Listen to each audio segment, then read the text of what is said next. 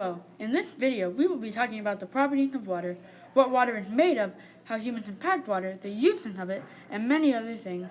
To start off this video, let's talk about the properties of water. Water has many properties. When water freezes, it becomes ice. When the water is heated up, the water transforms into steam. But the chemical structure of water will never change no matter what form it takes. Water is made of one oxygen atom and two hydrogen atoms, and the oxygen atoms tend to attract hydrogen atoms from a different molecule.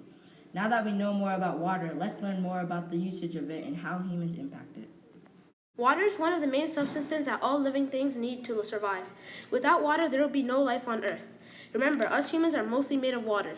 70% of our body is formed of it. Water is needed in agriculture too. It is very useful for planting things we eat and to feed the animals that we eat. But there are problems with humans polluting water.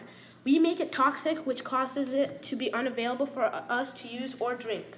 It is so toxic that it can kill many animals that live in the water and that drink the water. If we act now and take care of the water as much as we take care of ourselves, we may be able to preserve our water supply. This will help us save the animals that need human support.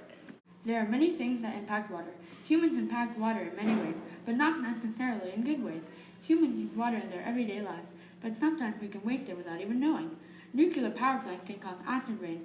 This happens when nuclear waste is dumped into nearby rivers or streams. Water is very important, and all we need to do is conserve it.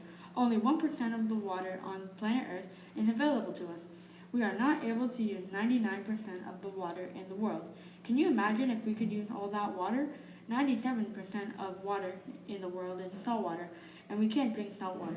2% of the water is frozen in ice caps, so it is unavailable to us.